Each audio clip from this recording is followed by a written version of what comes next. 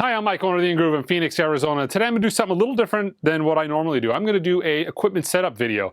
So not only do we sell records at the In-Groove and on the website, theingroove.com, we are also hi-fi specialists. So in our sound room here, kind of in the middle of the store, we have a lot of gear out on the main showroom. We have a lot of gear on the website, but we also have the best stuff in the sound room. I am going to be setting up the 5000 series from Yamaha. This will be a complete system setup. I've got the 5000 speakers, the speaker stands, I've got the GT5000 turntable, and the amp and preamp in a beautiful brushed silver. So it's going to be a complete Yamaha sound system. I'm actually super stoked to get this. So in 2023, I heard this system for the first time in Expona, and I was blown away. It was one of the best sounding systems of the show. I knew then there was three brands that I really wanted to get a hold of at the store, not only for myself to be able to play around with them and listen to this gear, but also to be able to sell it. Technics was one of the three. Yamaha was the other one. Yamaha took a little bit longer, but this was the system that really just blew me away. It's not the cheapest system. You're looking at a $15,000 set of speakers, $10,000 amp, $10,000 preamp, and I think actually the deal, if you can call anything that costs a little over $7,000 a deal, is actually the turntable in the system. And I'll get to that and we'll set that up on the system last. The GT5000 turntable. GT, gigantic and tremendous. The gigantic and tremendous 5000 is what that stands for. So the speakers are pretty unique. They use a Xylon material in the cone. The original 1000, that's kind of what these are loosely, aesthetically at least, based off of the NS1000s. A legendary speaker. They made hundreds of thousands of pairs of these things, and they were in production for decades, for a very long time. Cosmetically, at least, these are loosely based off of those. Those use the beryllium tweeter. The 5000 is using Xylon. Apparently, Xylon is the strongest known synthetic fiber in the world. It is super strong. I guess they use it in Formula One to keep the wheels from flying off into the crowds, killing people during crashes. But they use it on all three of the drivers, I believe, on this. But let's unbox it. This is going to be me generally just kind of showing you the gear, talking about the gear. Of course, you can come into the store. We can talk about the gear more. I can demo the gear for you. Or, you can call into the shop and, we do ship. I'm very proud to be able to have this. There are not a lot of Yamaha dealers that sell the 5000 series. Maybe a little over a dozen in the entire country. So I'm super stoked to be able to have this. I think as far as the Yamaha Hi-Fi goes, we're the only dealer in the state of Arizona. Don't quote me on it, but I think I'm pretty accurate on that.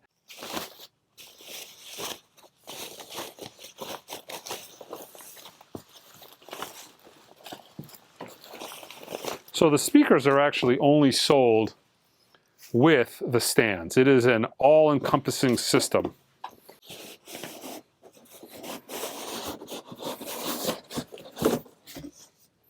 Aha.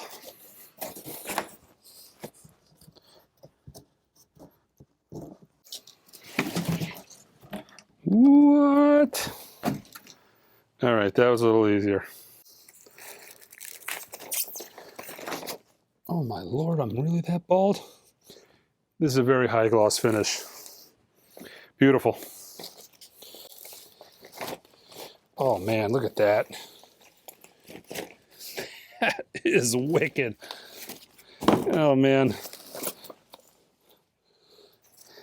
Yamaha, right? I think they're the largest manufacturer of musical instruments in the world. Pianos being one of them. Lady Gaga, Elton John. Many pianos around the world, musicians are using Yamaha. And this has that beautiful, rich, absolute perfect mirror finish.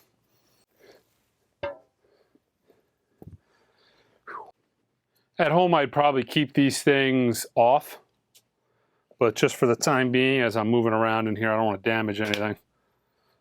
So it put these big metal grills on.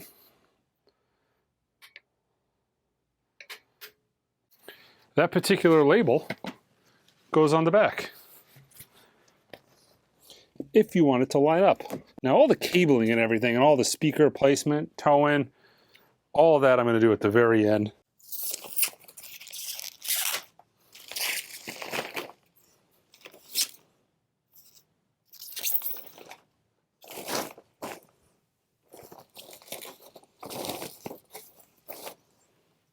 Now it's time for the M5000 amplifier and the C5000 preamplifier. What do we have? I'm a little curious about the tuning fork. That is absolutely remarkable looking. Oh my God.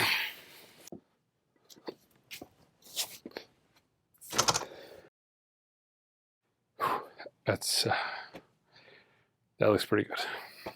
Right there.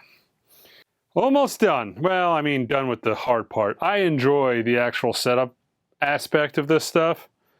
Plugging wires in and getting records and twisting speakers and dialing things in. That to me is fun. This part, not so much. I mean, it's cool because it's the first time I've ever seen this stuff this up close. You know, when you're at a hi-fi show, you can sit down, you can listen to it, but you don't want to get too close to anything.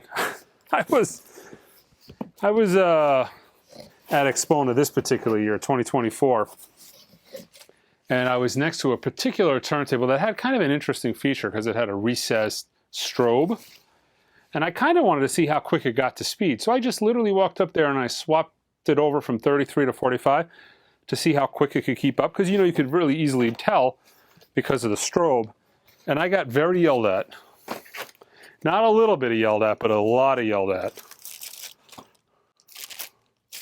So you don't get as close as I am here when you're at a hi-fi show.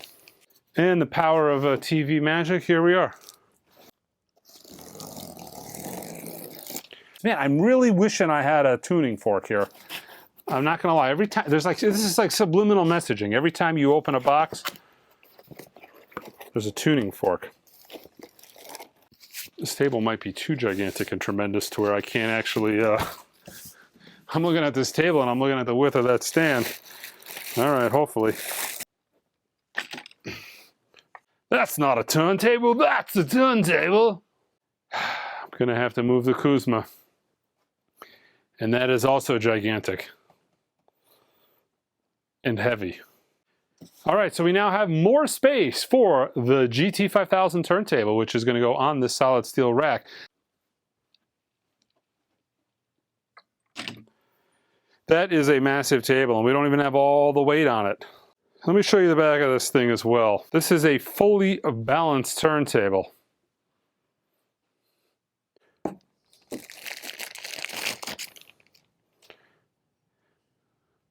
We have just an absolute massive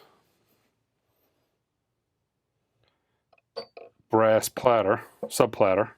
Platter hooks for the oversized aluminum platter. All right, I'm gonna kind of loosely, like I said, everything is kind of in place.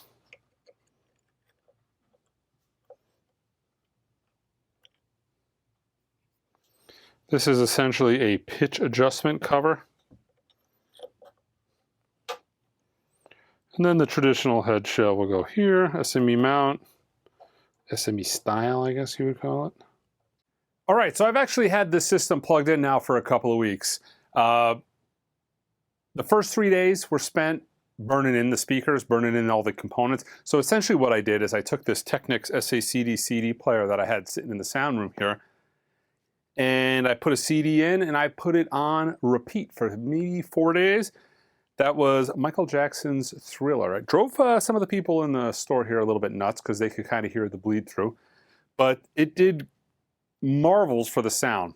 You know, these speakers, I think, maybe require a little bit more break-in than other speakers just because of the cone material. I don't know. I think the speaker break-in was pretty substantial compared to some other speakers that I had to break in the past in this sound room.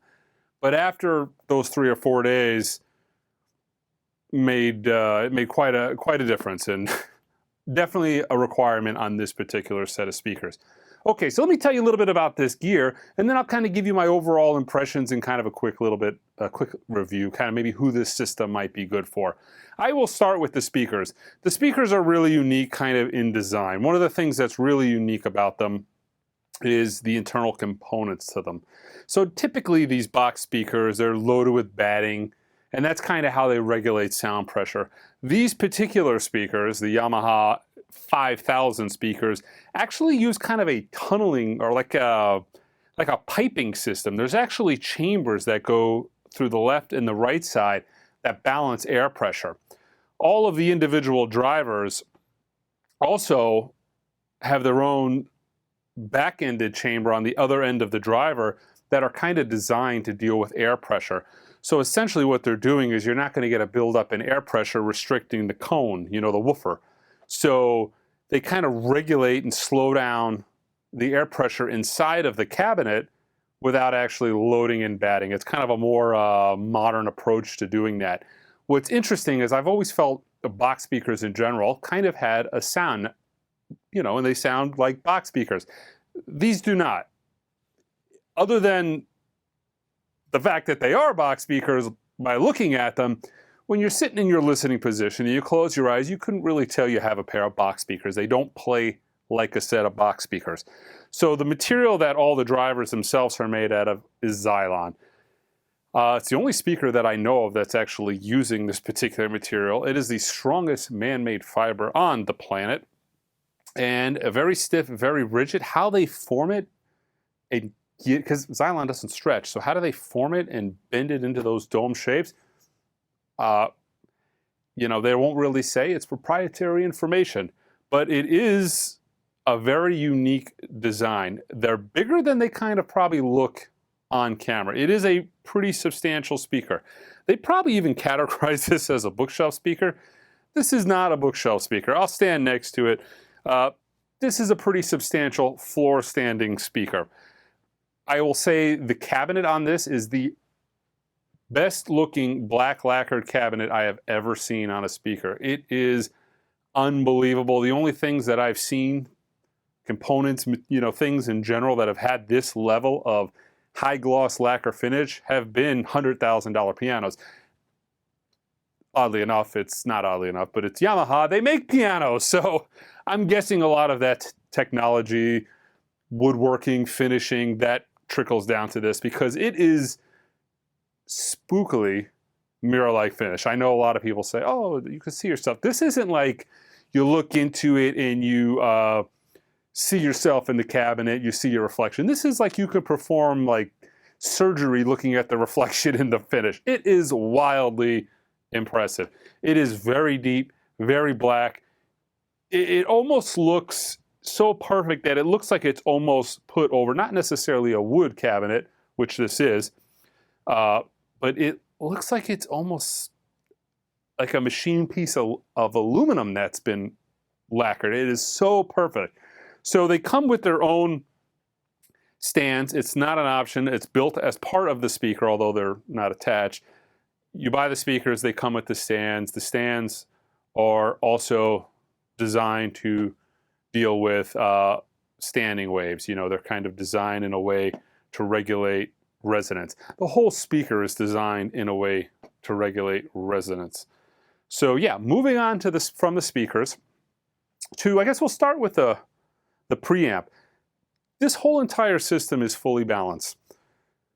From the preamp, well, going even from the turntable, this is a balanced turntable. So from the cartridge, essentially through the preamp, amp, and into the speaker. So from the cartridge terminals to the speaker terminals, it is a fully balanced circuit. Because of that, it has an abnormally low noise floor, like especially for a turntable. When you listen to turntables, you know, a lot of you are probably familiar. Say you get up, you're playing a record, you put the record on, you got the music, you know, you got the volume at really top end listening level from what you guys would, you know, what you listen at. You lift the needle up. I'm pretty sure most of you are familiar with, you're going to hear a little bit of mechanical noise with the turntable as opposed to a CD player. That is almost non-existent in this system. So the noise floor on this is freaky low. So phono stage in this is amazing. The whole system is very low impedance, but the phono stage in this, fantastic phono stage, internal phono stage. A lot of times, phono stages are kind of throwaways with a lot of companies. You know, they kind of put it in there to say that comes with a phono stage. But the actual usability of the phono stage is poor to mid. This is an extremely high quality phono stage, and listening to this, I never felt like, let me pop another phono stage on this and see what it sounds like. Now, there will be a point in time where I play with this system a little more with other components and splitting it up. But for the time being, this system was designed as a standalone system, and that is kind of how I wanted to listen to it and review it. It is a fully balanced preamp. The preamp itself, the left and right channel, has its own unique everything, being that it's fully balanced. Also, the circuitry, if you look inside, if you get an overhead shot of the way the internal of the preamp is designed, everything is designed essentially in pairs of two. So, loaded with copper, the highest quality components, the machining, the finish on this thing is absolutely top-notch. It really is a true work of art. You have to see it in person to really get a sense of the build quality of this, but it is stupendous. I personally love all of the toggle switches. It kind of has this fighter pilot vibe. Really good feel. You know, it's important. You know, you want... most audiophiles, not only do they want it to look good, but they want to go up, they want to grab a switch, they want to feel the heft, they want to feel the quality, and that is here in abundance.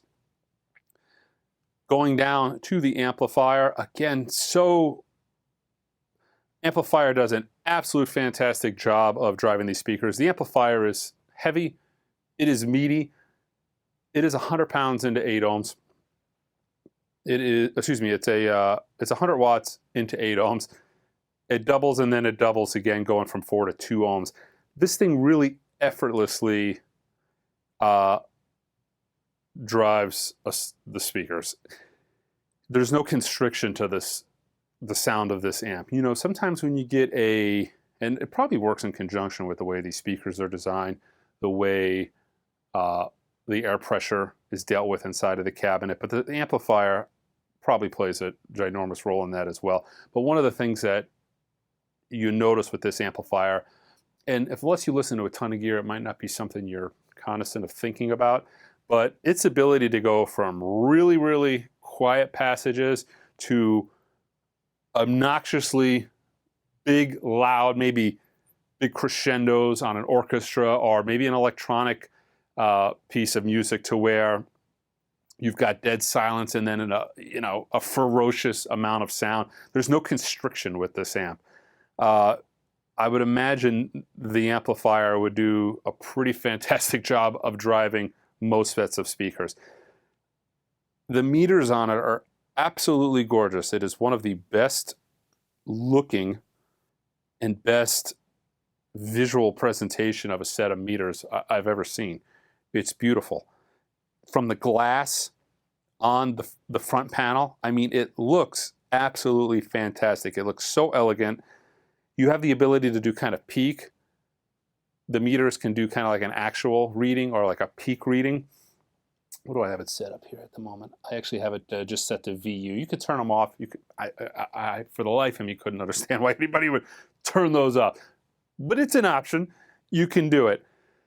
But the amplifier just so effortlessly drives the speakers, and the musical bandwidth on these things are monumental. But the last thing I will kind of talk about is the turntable. The turntable is the most unique thing, I think, here in the system. And that's saying a lot because the system itself is pretty unique. But just the construction of the turntable. It is, first of all, gigantic. And that's no exaggeration. I had to put it on this particular shelf, although I wanted to keep it on the same stack. Maybe at some point I'll move everything over here. But this room in general actually kind of is constantly changing. I've got a $100,000 system on the way here that'll be set up here pretty soon, and we'll be going through that. But this room is ever changing because people are constantly coming into the store and they want to demo different gear. So we're constantly changing things up. But let's talk about the turntable. Absolutely gorgeous. Because of the impedance match, I put a cadenza black on this. The preamp, built-in phono stage, everything about this is very low impedance. The cartridge on this is very low impedance. The particular table is unique in the sense that this is a 9-inch straight arm. There is no overhang on this. It is a complete straight arm with a straight head shell profile. It's not really done a lot on turntables because it increases tracking error. Tracking error is... Turntables are complicated. When you play a record on any pivoted tone arm, your cartridge is almost always tracking an error. And that's why you actually set the cartridge overhang generally, with a protractor. You're essentially setting it up to a curve that minimizes tracking error. Okay, but it minimizes it. It doesn't stop tracking error. And one of the things with tracking error is it's always the worst in the inner groove. One of the reasons 45 RPM records have become so popular is you are minimizing the playback towards the inner groove, so the tracking error is better. But there's some other reasons. The speed has a big play in that. But one of the biggest things is the tracking error is less prevalent on the playback because you're not playing deep into the groove like a traditional 33 LP. Okay, so why would Yamaha, why would they increase the tracking error? Well, there's other drawbacks that, turntables are so complicated yet so primitive essentially in design. You're dealing with 100-year-old technology. 9-inch straight tone arms like this don't have they don't have the inertia pulling it inward, so there's no need for anti-skating. Anti-skating is also not a complete science in the sense that you set your anti-skating parameter, but the anti-skating requirement constantly changes. So say you have your anti-skating fixed, anti-skating requirements change depending on the music and the dynamics of the groove. So you're constantly creating issues with anti-skating because the trackability is changing depending on the musical passage, and then the requirement for anti-skating is constantly being changed. So Yamaha believes that giving up a little bit of tracking error to solve the anti-skating issue was the best approach. You're really getting into the weeds with this kind of stuff, and truth be told, I don't hear it. So does anybody hear any of that? The tracking error? No. But they believe that, you can hear tracking error when it gets, don't get me wrong. You can hear tracking error when it's wildly out of alignment. But on this table, did I hear the increased tracking error versus a S-shaped tone arm? No. That's what I meant to say. But Yamaha's approach to this particular design is unique. And I gotta say, it took my brain a little while to grasp looking at this tone arm traverse the record, because it's traversing it in a way that I'm not used to, my visually looking at. It was unique, and I constantly would go up to this table and go, is everything right? And no, everything is perfect. Everything was set exactly how it was supposed to be. It was just visually a little bit to get used to. The setup on this table was the probably easiest setup I've ever had to do. So I actually will show you under here.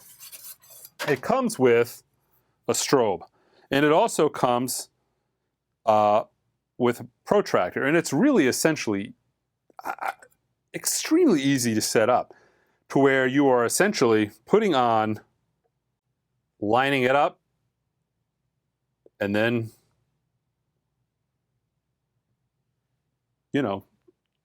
like a traditional protractor, you're essentially placing the point of the diamond into the circular area of the protractor.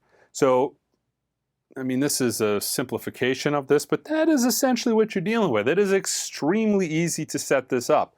Azimuth is not available on this particular head shell. You do have the ability to switch VTA. VTA is easily adjusted here at the base of the tone arm. But yeah, that was kind of Yamaha's approach to building this. I will say that although it's a different way of most of us traditionally thinking about how turntables are designed, this has been done in the past. It's not new. But once you get it playing and you get used to it, it's not something you really notice, and it sounds fantastic. Okay, other features on the table. Not only does it come with that protractor, it actually comes with, there is an auxiliary input in the back. And you actually have the ability to turn the turntable on. You have micro adjustment here, but you actually have a built-in auxiliary, you actually have, it comes with its own built-in strobe.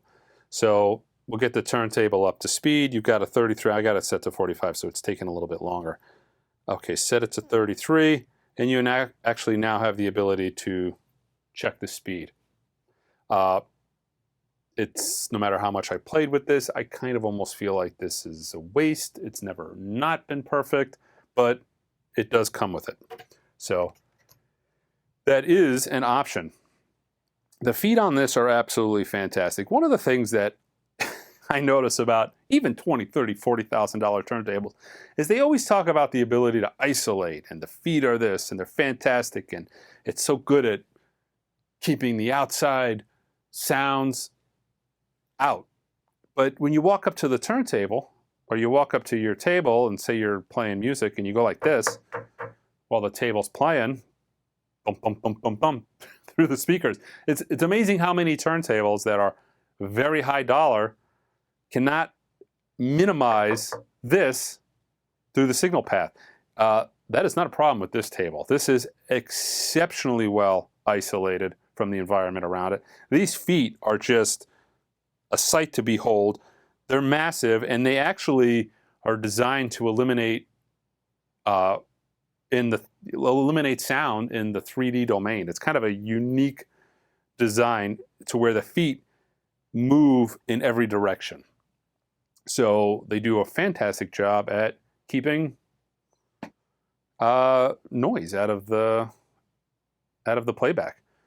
It's a really unique turntable, and the more I play with it, I find myself listening, the more I love it. It's really unique. I've got 50 turntables in the store. I've got nothing that's like this. Not only in build, design, just the overall layout. I mean, it's an oversized platter.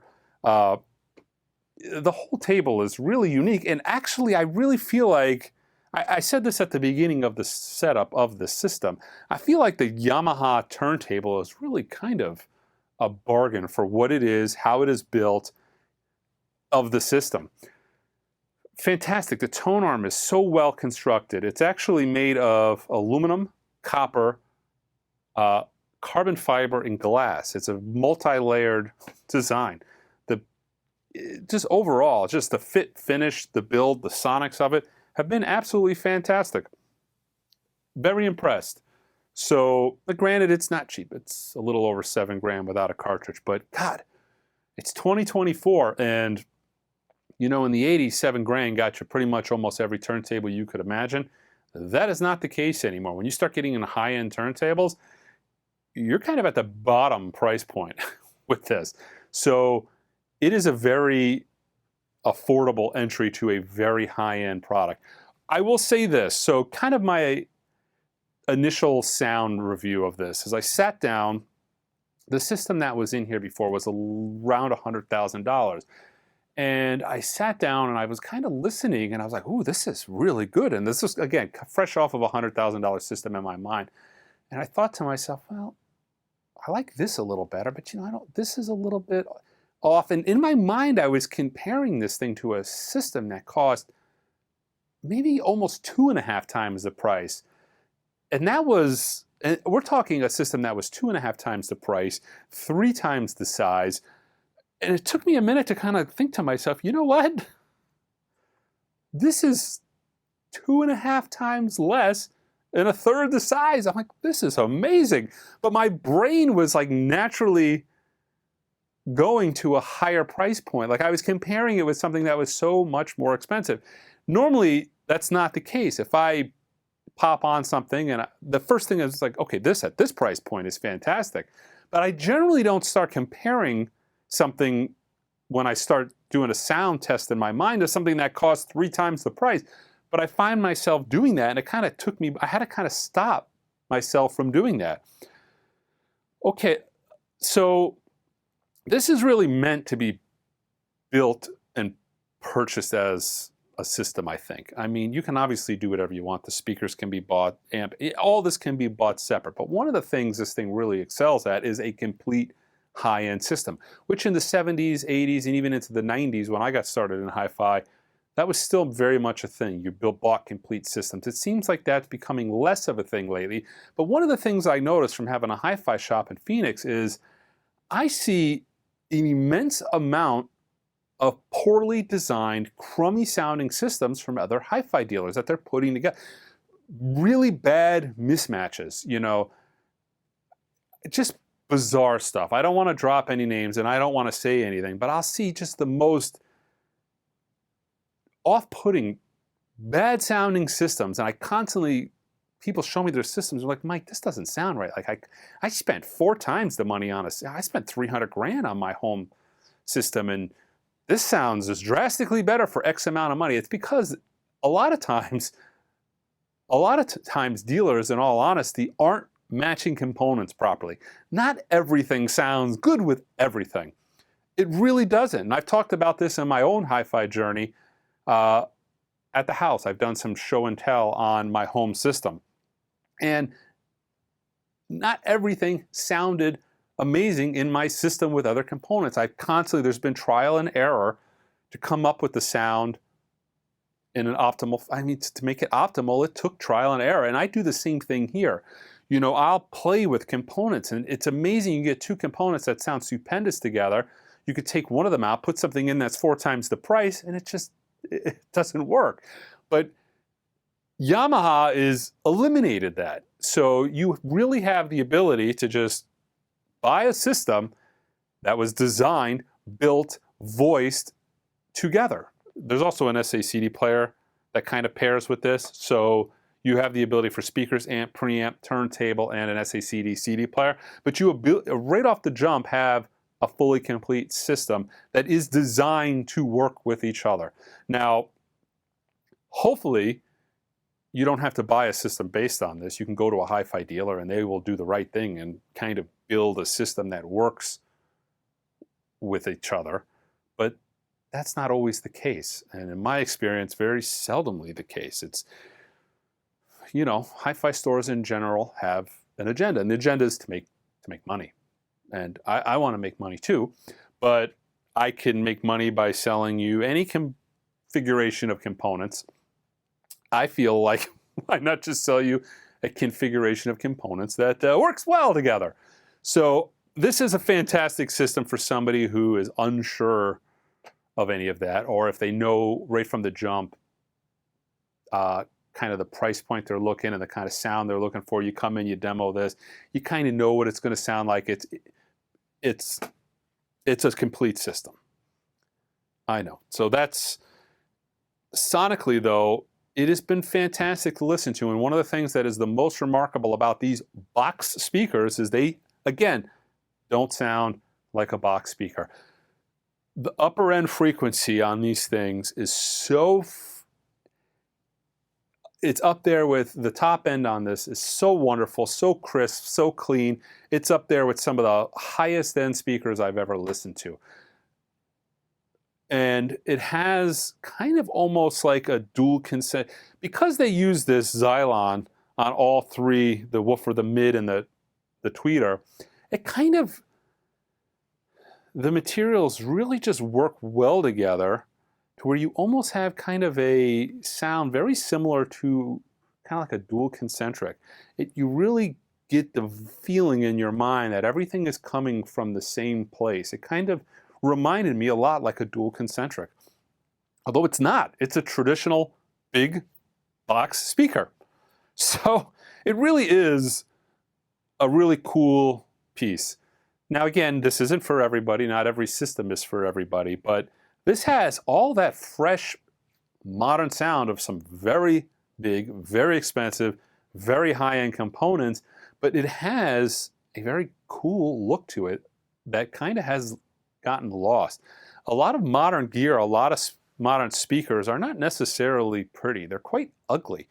And there's one thing about the speakers and the gear from the 70s and 80s, I think it was beautiful. And there's no, it's not surprising to me that the aesthetics of modern gear today are kind of being brought back to that point, because I really think aesthetically, a lot of that was kind of the pinnacle of hi-fi design.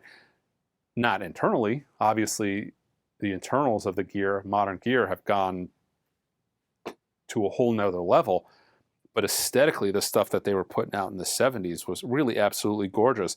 So yeah, this is just a really cool, buy it, forget it. It's very, the speakers are extremely easy to place. Really only required minor tweaking to find the optimal sweet spot. Have a nice, really wide sound stage. Really easy to set up. Thunderous bass out of these things, to where, God, I have a beautifully well set up room here, and they come with a couple of different options as far as the bass. They're ported in the back, but they come with a couple of options as far as tuning that. And I kind of had to tune the bass down even a little bit, with it still being an amazingly, I mean, I pat myself on the back here, but I think this is a fantastic sounding room. It took me a long time to get it this way, but man, this has absolutely thunderous bass. But yeah, this is a great, just set it up and forget it system. I will play with this with some other components. I'm curious to how some of this stuff pairs. Turntable obviously will go, especially being balanced with, there's a lot of balance gear coming. It's starting to come. Balanced phono stages, the BAT below, but a lot of balance gear is starting to come out. And I think this will pair exceptionally well. I mean, I'm sure all of this stuff will pair with a lot of things, but again, probably not everything. But I'm looking forward to kind of breaking some of this off and seeing how some of these components do with other things. But again, right out of the box, set it up. It's big, it's heavy. Hopefully you're not the one having to do it, but very easy kind of setup, build, put it together, have an amazing, amazing hi-fi system right out of the box. Truly, this has been a lot of fun. Making this video was kind of something that I didn't know how to approach. It took me a couple, 2-3 weeks to do it, but I've had a lot of fun doing this, just kind of unboxing everything, setting it up, listening to it. This is one of my absolute favorite things to do at the store. This is kind of why I opened the store. I was hoping to be doing this years and years ago. It took this long to be able to do it, especially on camera, but this has been a blast. I thoroughly enjoy this. I'm going to leave this in the sound room for quite some time, I think, just the way it sits, for people to come in and give it a listen and check it out. But it is a fantastic sounding system. And again, we are online, where everything you see in this room is available on our website at theingroove.com, from all the different Yamaha components to any selection of Ortofon cartridges you'd like. In this case, it's again a Cadenza Black. But yeah, hopefully I did okay on this particular this hi-fi video. I'm sure I'll do more of these in the future, and they will probably change slightly in presentation. But again, check us out online at theingroove.com. Until next time.